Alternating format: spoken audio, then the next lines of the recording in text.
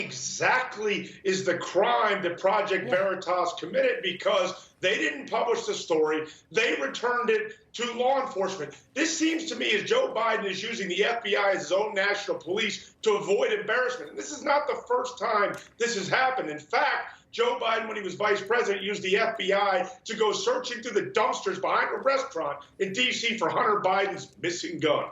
Camille, your thoughts? Well, the thing that's really sad to me about all of this is on social media right now, on Instagram at least, we know, and Twitter as well. I think Twitter disabled Project Veritas's account. You can't find them on there. You see people sharing videos and posts from them. But on Instagram alone, they are targeting this platform. And if you are a micro-influencer and you share a Project Veritas video or whatever it is, you have a chance of being shadow banned, of your account getting different alert buttons and, fact checkers fact-checking you. They don't like Project Veritas. And it's not just, this investigation that's going on.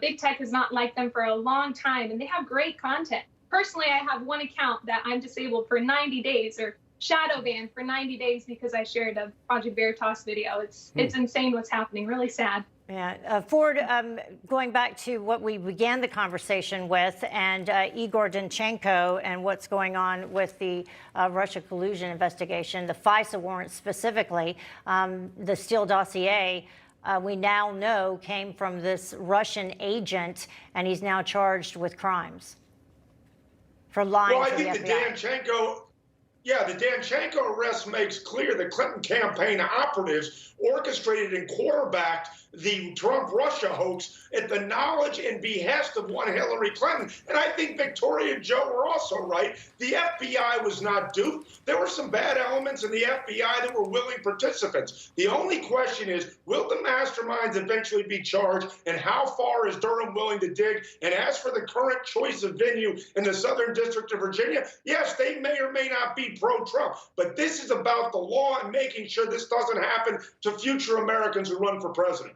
All right, Camille, we'll pick it up with you in just a little bit. Thank you both, Ford and Camille. 13 Republicans breaking ranks to help Democrats pass the $1.2 trillion infrastructure bill. And now the question, will these same 13 Republicans or any Republicans eventually help President Biden pass his Build Back Better agenda? Joining us again, our panel, Ford O'Connell and Camille Weed. And we were just trying to go through this, Bob, and we were talking about this immigration part of this Build Back Better plan specifically because the Democrats have pulled out the part that has to do with immigration, $100 billion, and they plan on sending that back through the Senate in addition to this $1.75 billion reconciliation bill.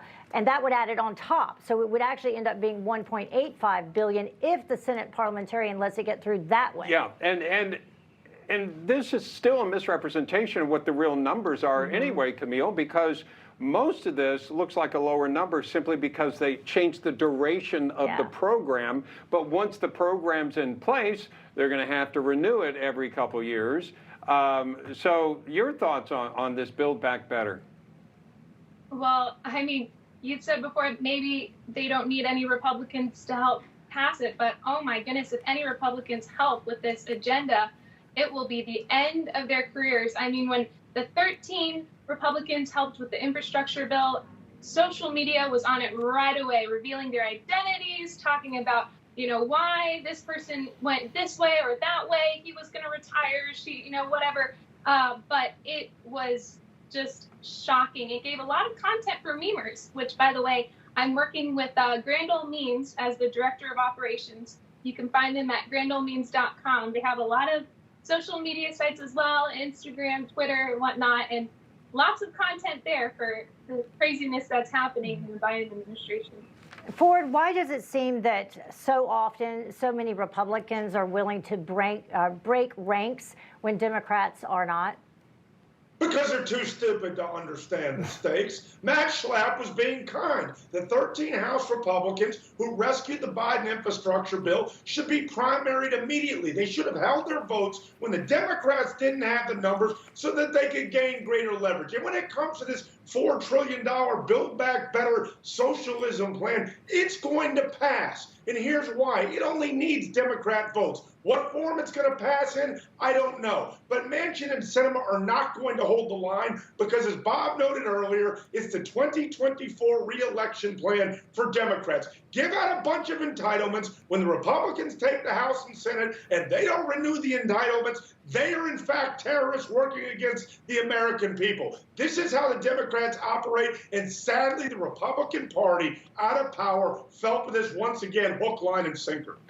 Ford, how come all the attention is on these House members when there were actually more, and percentage-wise, a lot more Republicans in the Senate that went along with this?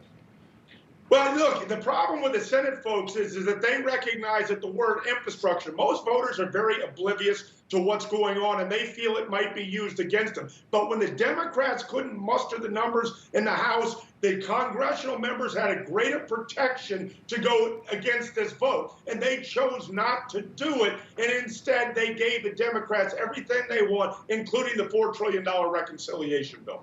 Yeah, but and correct me if I'm wrong, if they pass it through reconciliation, it still has to go back to the Senate, correct? So then you could have these 19 senators jumping on board again? Well, they could absolutely jump on board again, but they won't need it because the tie vote's going to be Kamala Harris. Yeah. Yeah, and so then the question would be, what should happen to these Republicans, all of them in the Senate and the House, moving forward? They should all be primary. Correct. Will it work like that, you think, Camille? It's always a little bit more of a challenge for somebody statewide, in other words, senators, than these districts that tend to be either very red or very blue. We'll see. Hope it does. Yeah, yeah.